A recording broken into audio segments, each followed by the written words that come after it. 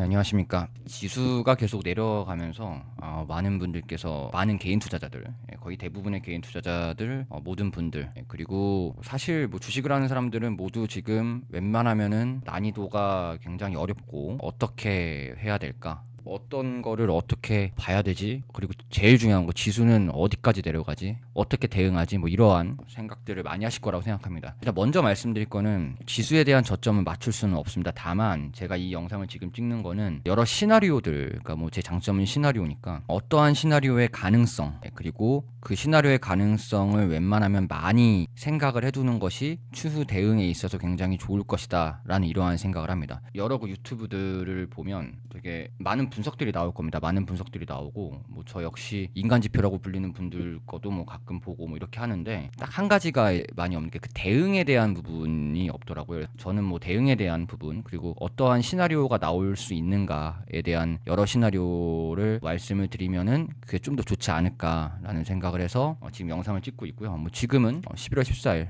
오후 11시 정도 지금 작성을 합니다. 일단 제가 먼저 말씀드리고 싶은 거는 우리나라 지수가 미국 반도체를 좀 따라가는 현상이 있다라는 부분을 일단 먼저 말씀을 드리고 싶습니다. 이게 지금 우리 코스피, 그리고 이게 우리 코스닥인데 보시면은 이 위에가 이제 미국 반도체 지수고요. 여기가 우리나라 지수입니다. 보시면 이 7월달 고점을 찍은 거 똑같죠. 그 다음에 지금 내려오는 속도, 미국 반도체가 내려오니까 우리나라 지수도 어김없이 내려오는 모습입니다. 그리고 여기 이 부분은 아시겠지만 엔캐리 청산, 그 부분이 약간 좀 변수에 대한 부분이었다고 볼 수 있는데, 근데 이걸 떠나서 그냥 우리는 그림을 한번 보는 겁니다. 그림을. 물론 지난 그림을 보는 건 좋아하진 않지만 일단 제가 그 시나리오에 대해서 말씀드리려면 지난 것들을 봐야 되기 때문에 말씀을 드리면 뭔가 느낌이 비슷하죠. 미국의 반도체 지수가 하락을 하니까 우리나라의 지수도 흔들린다. 그러니까 즉 우리나라 산업이 반도체이기 때문에 아무래도 주요 산업의 반도체가 전체적으로 지금 우리나라뿐이 아니라 지금 미국의 반도체 쪽도 지금 흔들리니까 이런 모습이 나오죠. 그래서 먼저 첫 번째 지금 말씀드리는 거는 미국 반도체 지수가 올라줘야 우리나라의 지수의 좀 활발함의 가능성이 열려있지 않을까? 라는 이러한 생각을 먼저 말씀드리고, 자, 두 번째 보겠습니다. 그럼 우리나라 반도체 제일 첫 번째 삼성전자를 먼저 봐야 되겠죠. 지금 삼성전자의 상황을 보겠습니다. 지금 삼성전자의 상황은 제가 전 영상에도 말씀드렸지만 지금 고점 대비, 이번 연도 고점 대비 마이너스 43%. 그럼 과거에는 어땠느냐? 좀 하락이, 삼성전자가 좀 급하게 나왔을 때 어땠느냐? 돌아가 보면은 뭐 이때까지 돌아갈 필요는 없지만 하나 케이스를 보면은 닷컴 버블 때 거의 뭐 마이너스 69, 뭐 70. 이때는 근데 사실 지금하고 비교하기가 좀 애매한 게 전체가 다 IT 전체가 다 무너지는, 전 세계가 무너지는 느낌이었기 때문에 이거는 그래서 예시를 들 수는 없고 그냥 삼성전자의 최대 그 해의 고점과 저점에서 가장 변동성이 하락으로 컸던 거는 닷컴 버블 때다라는 말씀드립니다. 근데 이때는 케이스로 하긴 좀 그렇고 일단 기억해 두자 정도고요. 그 다음에 리먼 브라더스, 요즘 이거랑 많이 비교가 되죠. 이 당시 리먼 브라더스 때 삼성전자의 그 월봉 121선이 이때도 내려가지 않았는데 지금은 내려갔다, 뭐 이러한 얘기들 되게 많은 매체들에서 보실 수 있을 건데, 세부적이게 좀 들어가면은 이때 삼성전자가 이때 리먼 브라더스 때 한 대충 위아래 했을 때 한 마이너스 46, 47, 지금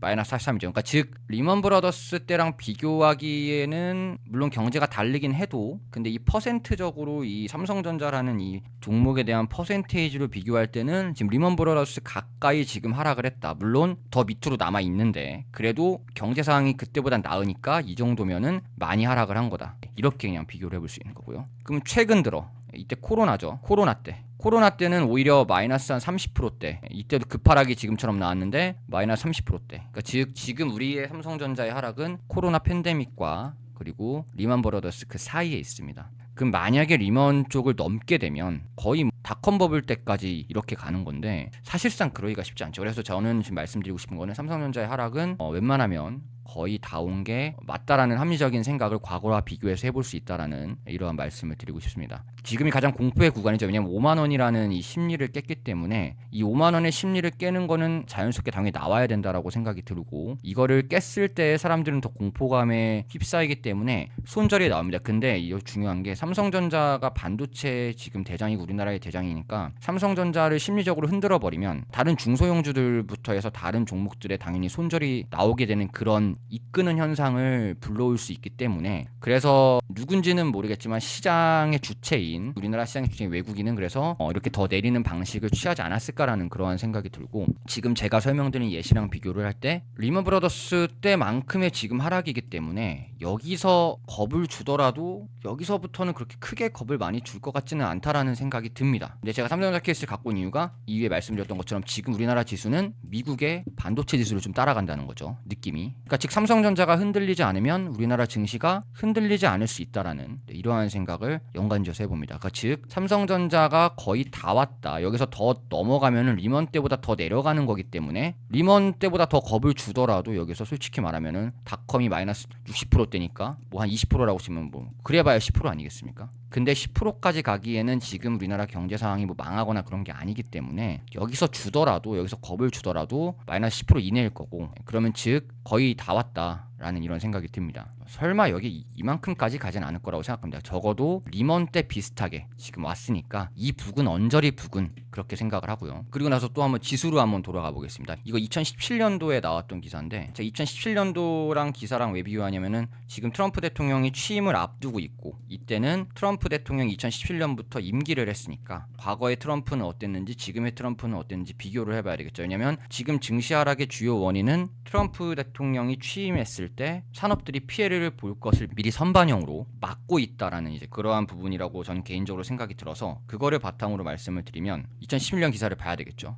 보면은 지금 트럼프 대통령의 정책이랑 비슷합니다. 파리협약 기후 탈퇴하고 그 다음에 미국 우선주의, 지금도 미국 우선주의죠. 마가 똑같습니다. 똑같은데 이제 이때 관세보다 지금 관세가 더 부과가 심할 것이다 라는 부분 때문에 이것 때문에 이제 겁을 먹고 지금 증시가 때려 맞고 있는 건데, 자, 이 다음을 보겠습니다. 근데 이때 2017년을 보면은 트럼프 대통령이 취임하고 오히려 글로벌 증시가 다 상승했습니다. 특히 우리나라가 상승을 많이 했는데, 그 이유는 미국의 세제 개편, 미국이 세금에 대해서 덜 내는, 이러한 미국 회사들이 덜 내는 부분, 그러면 투자가 더 많이 될 거고 산업이 살아날 거다, 이러한 부분입니다. 이러한 부분들 때문에 증시가 이때 글로벌 증시 랠리가 나왔고 2011년에. 근데 지금 트럼프 대통령 정책을 보면 이때보다도 더 좋게 법인세를 한다고 합니다. 뭐 17%까지 낮춘다고도 하는 뭐 그러한 얘기까지 나오고 있습니다. 그러면은 관세는 더 심해지는데 이 법인세라든지 여러 세금은 이때보다 좋아지는 거죠. 딱 이 지시를 갖고 갑니다. 관세는 심해지는데 글로벌 증시 랠리를 시켰던 그 첫 번째 이유인 미국 내의 회사들, 그리고 미국 내에 투자한 여러 글로벌 회사들의 세금 혜택은 훨씬 좋아질 것이다, 이때보다 더. 그럼 얘는 단점인데 얘는 장점, 이렇게 기억하고 넘어가면, 자, 이때부터 이때 2018년부터 2019년 중반까지 다시 그리면 이때까지는 어땠냐? 아까 위에 있던 관세에 대한 부분,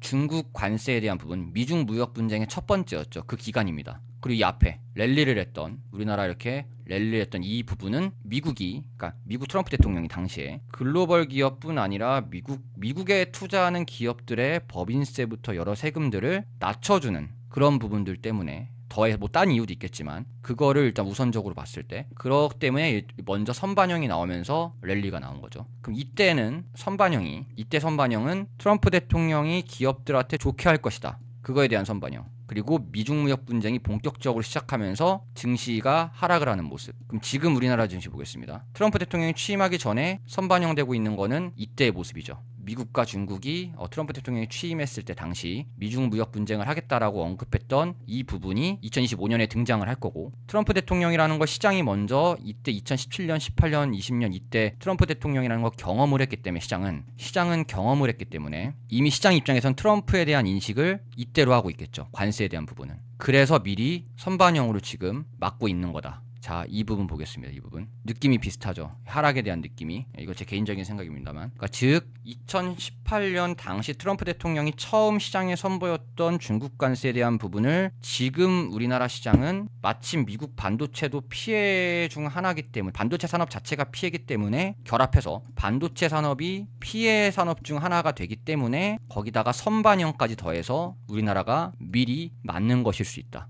왜냐하면 시장은 트럼프에 대한 효과를 이미 2018년에 경험을 했기 때문이죠. 그거를 미리 겁먹고 시장은 미리 맞는 거죠. 선반영 맞는 거죠. 그렇게 해서 그러면 지금 하락에 대해서 어느 정도는 이해가 될 수 있다라는 게 제 생각이고, 그러면은 시장은 꼭 선반영이라는 게 있으면은 이 부분도 선반영해야 되겠죠. 앞에 말씀드린 미국이 글로벌 회사들과 미국 내에 있는 회사들, 미국에 무조건 투자하는 회사들에 대한 세제 혜택부터 법인세에 대한 부분들, 그거에 대한 부분이죠. 그게 이 부분이죠. 그럼 이것도 결국은 이 뒤에 나와야 되지 않을까라는 생각입니다. 이 정도 상승이 아니더라도 그래도 단기 반등 이런 거는 나와야 된다. 그 이유는 우리나라 회사들 삼성 지금 텍사스에 공장 엄청 짓고 있고 반도체로, 그 다음에 2차 전지 회사들도 LG엔솔 지금 미국에 투자하고 있고요. 그 다음에 삼성 SDI도 인디애나에 지금 여러 미국 회사들 뭐 GM이랑 하죠. GM이랑 하고 이렇게 해서 지금 같이 해서 지금 막 공장 짓고 있고요. 현대차도 미국에 대대적인 투자가 들어갔고, 하나도 대대적인 투자가 들어갔고, 하나는 뭐 지금 분위기 좋지만, 그래서 이런 하락이 관세에 대한 선반영이라면은 추후에는 이 반도체 산업이 이번에 때려 맞은 게 나중에 재료 소멸이 되면서 마치 우리나라 삼성부터 해서 여러 대기업들 미국에 투자하고 있으니까 그게 나중에 이렇게 반영이 되지 않을까? 그럼 단기 반등이 나오지 않을까? 이런 생각을 하고 있습니다, 개인적으로. 그러니까 즉 제가 되게 전문적이게 매매를 하는 방식인 테마를 보는 방식들, 테마에 대한 선반영, 테마에 대한 반영, 이런 거를 한번 지수에 빗대서 지금 설명을 드린 건데, 뭐 세부적이게 뭐 우리나라의 펀더멘탈, 뭐 기업의 펀더멘탈, 저 이런 건 되게 중요하게 보지 않는 이유가, 우리가 테마를 대할 때도 대장주를 먼저 우선적으로 보고 그 다음에 대장주의 움직임에 따라서 후속주를 볼까 말까 정하는데, 지금 전 세계의 대장주는 그냥 미국입니다. 우리나라는 후속주고. 그러니까 굳이 후속주를 먼저 막 되게 분석할 이유가 없는 거죠. 제 개인적인 생각입니다. 제가 우리나라를 무시하는 게 아니라 증시 자체가 미국이 대장주고 우리나라 후속주인데 우리나라 분석을 해봤자 뭐 펀더멘탈 이런 게 투입되는 그런 곳이 아니라는 겁니다. 이거를 기억해야 됩니다. 그래서 세부적이게 본다기보다는 이 반영과 선반영, 그리고 앞으로의 이게 반영이 될 것인가, 이런 거 정도 머릿속에 그려놓고 그다음 대응법들을 정해야 됩니다. 저 일단 이거 여기까지 말씀드리고 딴 걸로 넘어가면, 그럼 그동안 코스피는 고점 대비 하락들이 다 어땠느냐, 지금은 어떠냐 보면은, 트럼프 때 미중 무역 분쟁 발생 때 1차, 이게 1차랑 2차로 나눠지는데, 트럼프 때 1차 때가 약 코스피는 마이너스 20%, 그리고 2차 때가 마이너스 한 15%입니다. 그럼 전체적으로 틀로, 이거는 코로나라 보지 않고 전체적인 틀로 만약에 1, 2차를 합한다, 그러면 뭐 한 마이너스 한 25% 정도 되는 것 같아요. 이번 연도 고점 대비 현재가 코스피가 한 마이너스 한 18%, 그러니까 즉 1차 무역 분쟁 때를 지금 선반영을 맞는 듯한 그런 느낌입니다. 만약에 여기서 돌려주면은 지금 1차 무역 분쟁 때만 지금 선반영이 된 거고, 여기서 만약에 시장이 더 하락으로 보낼 거다 그러면은 2차 선반영이 한 마이너스 25% 정도의 구간, 이 정도 구간까지는 봐야 될 거라는 생각이 듭니다. 그러니까 시장이 이 선반영을, 이 무역 분쟁에 대한 선반영을 1차 때까지만 해줄지 아니면 1차 플러스 2차 때까지 해줄지, 한 번에 그거를 아직 알 수는 없습니다. 근데 1차 때만큼 거의 다 왔다 라는 게 코스피 입장에서도 저 개인적인 생각이고, 그리고 코스닥을 한 번 더 보면, 코스닥은 1차 때 거의 한 마이너스 한 20 몇 프로, 지금 한 마이너스 29% 지금 비슷하거든요. 지금 코스닥도 과거 트럼프 1차 무역 분쟁 때만큼 하락을 지금 맞았습니다. 그렇다면 이거 역시 선반영이 되었다면은 제 생각으로는 며칠 이내에 돌려줄 거고, 근데 2차 때까지 간다고 하면은 코스닥은 한 마이너스 한 40%대 구간까지 이렇게 볼 수가 있는데, 그러면은 이거는 한 뭐 여기까지 내려오게 되겠죠. 여기 정도까지 내려오게 되는 거겠죠. 최악의 순간은 그렇죠. 근데 이 앞에 보시면 코스피 코스닥 둘 다 보시면 1차 2차 제가 나눴죠. 왜 나눴냐면은 다이렉트로 계속 빠지지 않았습니다. 절대로 1차 때 빠지고 어느 정도 횡보와 상승 준 다음에 다시 빠졌죠. 그러니까 즉 우리가 지금 봐야 되는 거는 단기 하락이 어디까지냐, 그거에 따른 또 시나리오를 잡아야 된다는 점. 그랬을 때 어차피 주식은 올라갈 때도 이렇게 올라가는데 내려갈 때도 이렇게 내려가죠. 지금 구간이 어디 하락에 있는지는 모르겠지만 계속 내려가진 않을 거라면, 분명히 이 단기 반등이라는 게 나올 거고, 이 단기 반등 때 우리가 어떻게 대응하느냐에 따라서 이게 나오든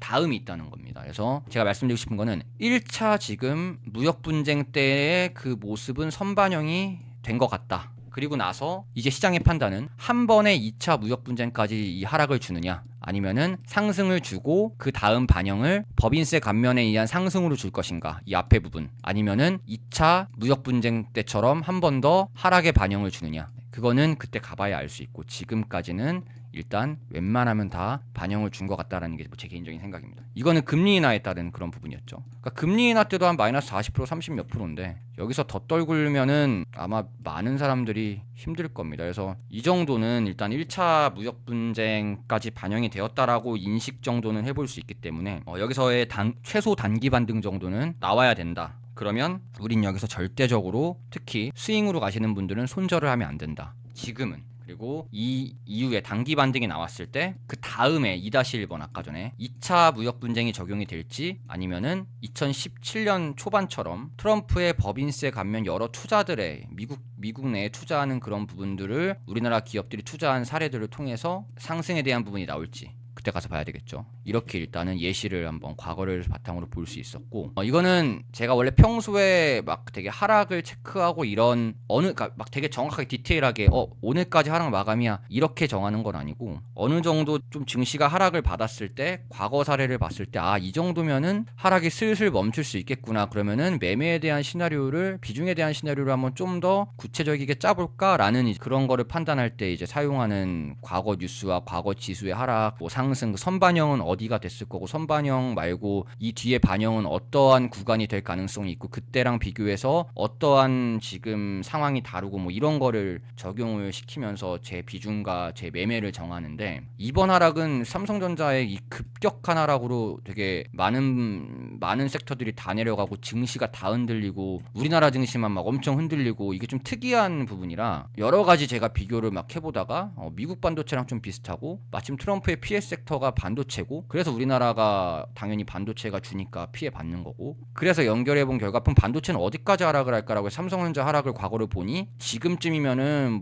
그 당시 리먼 브라더스 때만큼 하락을 했기 때문에 여기서 더 하락해봤자 마이너스 50%고 그러면은 슬슬 이제 매매에 대한 비중을 어떻게 정할지 준비해볼 가치가 있는 거고 그랬을 때 트럼프 임기 때랑 비교를 해본다면은 지금 미중 무역 분쟁 1차 때와 지금 비슷한 흐름에 대충 하락률이 비슷하면은 그럼 이 다음에 나는 단기 반등 나오고 다시 하락할 거 하나 준비하고 이때 이제 법인세 이런 부분으로 글로벌 기업들이 미국 투자했을 때 다 기대받았던 게 뒤에 반영이 될까 트럼프가 오히려 취임하면 그게 반영이 될 가능성 그때 마침 또 금리 인하까지 이어진다고 하면은 그러면은 상승 랠리가 한번 나오겠는데 라고 딱 이 두 개를 한번 보는 거죠. 이렇게 종합적이게 제가 말씀을 드리는 건데 이렇게 판단해서 이제 제가 앞으로의 매매에 대한 지수 연동 섹터를 볼 것인가 아니면은 지금 보고 있는 테마성 그걸 볼 것인가 이렇게 한번 또 정해볼 수 있는 그러한 연관성 흐름을 제가 지금 말씀드리고 있는 부분입니다. 자 그러면 이제 모든 시나리오를 열어두는 거를 제가 말씀을 드리는데 어떤 거냐면 그 전에 이거 하나 말씀드릴게요. 이거 마이너스 15%짜리죠. 이거 아마 마이너스 10몇 프로짜리 이때부터 이때가 아마 이때부터 이때인가 하여튼 이 정도가 마이너스 한 15% 10몇 프로 될 겁니다. 즉 이때랑 또 증시 분위기가 다른 게 이때는 증시의 변동성이 지금보다 크지 않았기 때문에 그렇기 때문에 되게 빠르게 이게 반영이 된 거라고 또 생각이 들어요. 변동성이 그때보다 지금이 훨씬 변동성이 깊기 때문에 이 구간을 빠르게 이렇게 그냥 적용을 시켜버렸을 수도 있다라는 생각까지 한번 해볼 수 있겠죠. 또는 이 구간이 아직 남아있을 수 있다. 그러니까 여기서 올라왔다가 이 구간이 적용되면서 이게 남아있을 수 있다. 아까 전에 말한 2-1번이 이거죠. 2-2번은 변동성이 이미 다 적용이 됐기 때문에 여기 부분 적어도 한 이런 부분들 있죠. 이런 횡보나 이런 부분들이 여기 뒤에 한번 붙어볼 필요성이 있겠다. 그러다가 내년에 금리 인하 나오고 또 한번 금리 인하 그런 얘기 나오고 아니면 혹은 지금 금리만 유지를 해도 우리나라 변동성이 더 좋아질 수는 있겠다. 또 그 이유는 삼성전자가 내년에 HBM4를 노릴 거기 때문에 이건 나중에 또 한번 배경 지식으로 말씀드리겠습니다. 그러니까 즉 삼성전자 하락률과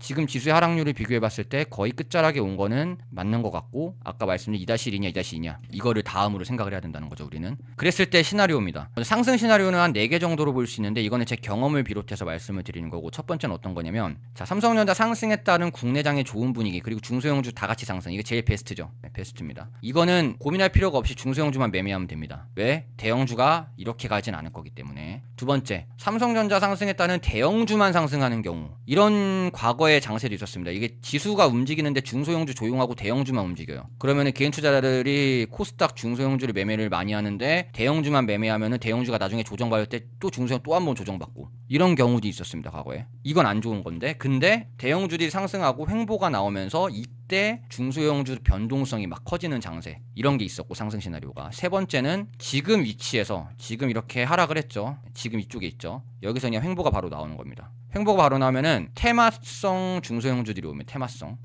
뭐 지금 뭐 우리 되게 활발하게 하고 있는 트럼프 관련주라든지 이런 것들 있죠. 그런 것들만 움직이는 장세. 이게 바로 상승 시나리오. 네 번째, 아까 말씀드린 지금은 무역 분쟁으로 이렇게 조정을 받고 있는데 여기서 2017년, 16년에 나왔던 트럼프의 법인세 감면, 미국 투자한 회사들의 되게 장점인 부분들, 이런 부분들의 반영으로 미증시가 점진적인 상승을 하면서 대장 나라가 아닌 뭐 예를 들면 우리나라 같은 이런 나라들이 변동성이 커지면서 우상향이 나오는 그림. 이것도 가능성이 없진 않은 게 현재 하락이 아까 말씀드린 것처럼 트럼프가 당선되고 난 다음 무역 분쟁에 따른 우리나라가 피해 나라로서의 선반영이라면 이 다음은 맞았으니까 재료 소멸로 트럼프의 미국에 투자하는 우리나라 기업들의 좋은 점이 부각이 될 수 있는 그러한 관점도 생길 수 있을 것이다. 과거에 선반영되었던 게 지금은 뒤에 반영되는 그러한 부분들. 그러니까 즉 시나리오는 이겁니다. 그럼 어떻게 하느냐? 시나리오 4개는 다 나왔는데 그럼 어떻게 하느냐? 결국은 여기 단어 되게 많이 보이는 거 있죠. 중소형주. 이것도 결국은 중소형주 거고. 그러니까 이게 제가 왜 또 중소형주를 말씀드리냐면 지금 금리가 인하가 되고 있긴 한데 금리 인하가 지금 12월 달까지 이제 보면 되냐 안 되냐가 있겠죠. 그럼 내년엔 금리 인하가 될까? 이거 아직 알 수가 없죠. 그럼 지금 금리 기준에서 그냥 왔다 갔다 한다고 하면은 대형주들이 막 예전 2021년이었나? 그때 이제 코로나 팬데믹 이후처럼 막 대형주가 막 중소형주처럼 막 8% 9% 막 이렇게 오르고 막 V자 가는 이런 장세는 기대하기가 힘들죠. 이때 금리랑 지금 내년 금리 비교해도 내년 금리가 높을 거기 때문에. 그래서 뭐 이거는 금리뿐 아니라 특히나 트럼프 때는 더 미국 완전히 더 이렇게 가는 뭐 그러한 부분이었기 때문에 그래서 이거를 비교했을 때는 대형주만 매매할 수 있는 그런 장세는 사실 안 나올 것 같고 이 상황에서 그냥 대형주 횡보하고 그냥 대형주 적당하게 그냥 이 박스권 그리고 왔다 갔다 하고 이러면은 중소형주들이 막 움직이거든요. 그래서 그 장세를 상승 시나리오에서는 그거를 봐야 된다고 생각합니다. 중소형주 시나리오를 무조건 필수적으로 잡아야 된다라는 말씀을 드립니다. 박스권에서 대형주는 왔다 갔다 할 확률이 크기 때문에 그런 부분이고요. 자, 상승 시나리오가 있으면 하락 시나리오도 당연히 해야 되겠죠. 하락 시나리오. 아까 말씀드린 것처럼 지금 이렇게 하락이 나오고 있는 상황, 지금 우리가 여기 위치해 있죠. 여기서 살짝 올려주는데 2차 무역 분쟁, 아까 말씀드린 2차 무역 분쟁이 적용되면서 한 번 더 빠지는 타격이 클 겁니다. 이거는. 또 하나의 변수는 미증시 지금 이렇게 올라가고 있으니까 미증시가 갑자기 조정을 받는 겁니다. 그럼 우리나라 증시도 당연히 우리나라는 후속주나 마찬가지라고 했죠. 갑자기 동반으로 하락하는 겁니다. 지금 살짝 반등 나오고 갑자기 하락하는 거죠. 이거는 최악인 거죠. 뭐가 나올지는 알 수는 없지만 이렇게 상승과 하락에 대한 변수나 여러 가지의 과거 사례를 바탕으로 혹은 증시가 항상 움직였던 그런 부분들 과거 사례 맞죠? 그런 과거 사례들을 바탕으로 했을 때 이렇게 상승 시나리오, 하락 시나리오를 그려놔야 된다는 겁니다. 그래서 이걸 그려놔야 그때 가서 상승을 하면은 이게 이렇게 상승하니까 나는 어떻게 전략을 짜야 되겠구나. 이게 지금 이렇게 하락하니까 나는 어디 밑에서 좀 더 받아야 되겠구나. 혹은 손절 빨리 치고 이 하락을 대비해야 되겠구나. 이러한 것들을 정해볼 수가 있겠죠. 대응의 영역입니다. 그래서 대응의 방법들을 말씀을 드린 거고 이게 아무래도 증시가 올라간다 내려간다라는 거는 어차피 다 지나고 알 수 있는 거고 그냥 하락이 이 정도면은 이제 상승 시나리오랑 다시 하락 시나리오를 짤 때가 됐다라는 말씀. 그래야 내가 대응을 할 수 있다. 라는 말씀을 이제 드리기 위해서 이 영상을 찍는 거고요. 가장 좋은 거는 지금 하고 있는 방식 테마에 대한 매매만 하는 겁니다. 왜냐면 보시면 아시겠지만 조선도 그렇고 재건주도 그렇고 이번에 우주 테마도 그렇고 되게 결국은 지금 현 시점에서 가장 강력한 인물인 트럼프와 머스크를 바탕으로 나오는 테마의 성 움직이는 겁니다. 그러니까 재료와 테마. 증시의 영향을 당연히 장중에 받긴 하죠. 조정도 생각보다 더 나올 때도 있는 거고. 근데 다만 그 증시의 움직임을 이겨낼 수 있는 거는 결국 사람들이 주목하는 테마성 종목들을 그래서 이 공부를 많이 해야 됩니다. 제가 이 말씀을 드리는 거는 대장주를 따라가는 게 후속주고 후속주를 막 분석한다고 해도 대장주가 제대로 안 가면은 후속주도 안 가는 게 주식인데 우리나라를 엄청나게 분석을 해봤자 미국에서 어떤 모습을 보여주냐에 따라 그 분석이라는 거는 쓸모가 없을 수 있거든요. 뭐 지금 제가 이렇게 뭔가 시나리오랑 대응을 다 잡은 것도 뭐 미국이 갑자기 그냥 다 무너지면 끝나는 겁니다. 혹은 무언가가 막 생기면 뭐 그냥 무언가 되게 뭐 예측하지 못하는 게 생기면은 다 그냥 무너지는 거죠. 그러니까 즉 이 말씀을 드리는 거는 어느 순간은 지수가 좀 어느 정도 단기 반등이 만약에 나온다. 그러면 다시 지수 연동 섹터는 보지 않는 것이 지금 우리나라 증시를 대하는 것에 가장 중요한 부분이라고 생각이 듭니다. 지수 연동 섹터를 제가 무시하고 싶진 않지만 지금은 상승장이 아니기 때문에 지수 연동 섹터를 공부하는 것보다는 재료의 흐름과 이 테마의 흐름, 지금 이 전 세계 우리나라가 어떻게 흘러가고 있고 어떠한 부분이 테마화가 될 수 있는지, 어떠한 부분이 단기 매매 혹은 수익 매매에 있어서 재료가 어떻게 흘러가고 어떤 게 강한 재료가 될 거고 어떤 재료를 버려야 되고 재료 소멸은 어떻게 될 거고 이런 공부들 있죠. 그쪽을 좀 더 주력하는 게 지금 맞다고 생각합니다. 전 세계가 상승장이면은 후속주도 가치를 부여하면서 해도 되는데 전 세계가 상승장이 아닌 상황에서 우리나라 같은 후속주를 분석을 하고 뭐 퍼가 어떻고 PBR이 어떻고 이딴 거 해봤자 이걸 좋아하시는 분들께는 죄송합니다만 전 세계 상승장 때나 먹히는 그런 거를 해봤자 지금은 수익으로 이어가기는 쉽지 않을 것이다 라는 말씀을 드립니다. 그러므로 지금 가장 중요한 거는 재료와 테마의 흐름, 그리고 어느 섹터에 어떻게 수급이 들어오는지, 그리고 어느 섹터에 돈이 들어오는지, 그리고 어떤 것이 주인공의 지금 산업인지 이런 것들을 공부하시는 게 좀 더 수월할 겁니다. 일단 여기까지 말씀을 드리고요. 포기하시면 안 되고 손절은 제가 뭐 계속 아침 브리핑과 텔레그램 뭐 이런 데서 말씀드리는 것처럼 손절도 지금은 손절할 때가 아닙니다. 그러니까 지금 손절할 때가 아니라는 거는 단기 반등 이렇게라도 즉 보시면 앞에 최악이었던 엔캐리 청산 때도 결국은 반등이라는 게 기술적으로 나오죠. 그러니까 공을 15층에서 떨어뜨리면 이렇게 살짝 튀어 올랐다가 이렇게 다 탱탱탱탱 가는 것처럼 이런 구간이 나올 거라는 거죠. 이런 구간이 그러니까 여기까지 안 나오더라도 이 정도는 나오겠죠. 최소. 이런 데서 손절하는 겁니다. 이런 데서. 분할로. 그래야 멘탈을 지킵니다. 그리고 이 앞에 거 한번 코스피 코스 한번 보면 결국 이때도 죽이고 재료 소멸되면서 이렇게 올라갑니다. 그러고 나서 코로나 만나면서 이렇게 떨어졌죠. 그리고 이렇게 올라갔고 코로나는 예견된 일이 아니었기 때문에 코로나를 지으면 어차피 이렇게 올라갈 거였습니다. 이때도 마찬가지고요. 이 구간이 소멸이 되면 단기 반등은 나온다. 그리고 악재가 적용되는 구간에도 단기 반등이라는 건 있다. 그러니까 즉 지금 이렇게 떨어졌죠. 단기 반등이 나올 때 그럴 때 분할로 손절하시는 게 맞습니다. 그때 2-1번을 보느냐 2-2번을 보느냐 2-2번을 보면 좀 더 끌고 가보는 거고 2-1번이 나올 것 같으면은 단기 반등 때 일부 손절하고 다시 밑에서 보는 거고 그거에 대한 과거 값들은 여기 말씀드렸던 것처럼 1차는 이미 적용이 된 것 같다. 2차가 적용이 되느냐 아니면은 여기서 앞에 이 부분이 적용이 되느냐 상승했던 부분이 적용이 되느냐 이거는 조금 더 지켜봐야 될 것 같다. 그러므로 삼성전자 이렇게 떨어졌는데 어차피 올라올 때가 있을 거니까 그때 증시 다 같이 올라올 거다. 그 이유는 우리나라는 지금 미국 반도체 지수를 좀 따라가는 느낌이 있다. 그러므로 올라오면 그때 가서 손절에 대한 거를 분할로 하든지 아니면 아까 말씀드린 2-1번이냐 2-2번이냐 이거를 보면서 결정을 하든지 이런 식으로 가야 된다는 말씀을 드립니다. 지금 멘탈적인 부분에서 최저점에 손절을 하면 최저점 구간 어디가 최저점인지 알 수 없지만 어쨌거나 지금 이 정도 하락이면 거의 저점이라고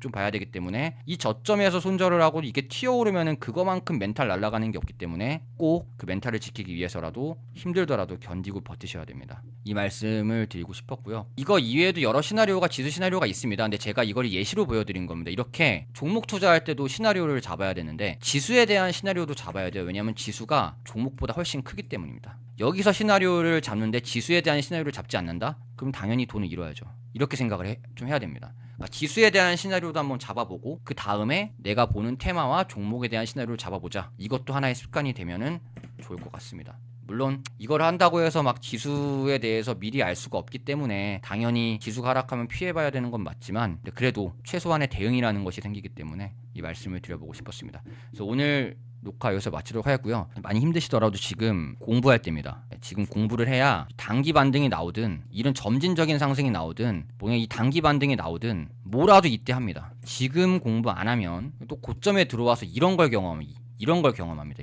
이런 구간을 또 경험합니다. 이때 공부 타이밍 놓쳐가지고 막 증시 막 국내 증시 좋다는 뉴스 나왔을 때 그때 나 국내 증시 해볼까 하면 또 이거 나옵니다. 이렇게 내려가는 거. 그럼 또 이때 들어와서 이렇게 또 한 물리겠죠. 그러므로 이런 구간들을 상승의 구간들을 노리려면은 하락 때 지금 마음 꾹 참고 공부를 해야 된다라는 말씀을 드리면서 지금 영상 마치도록 하겠습니다. 감사합니다.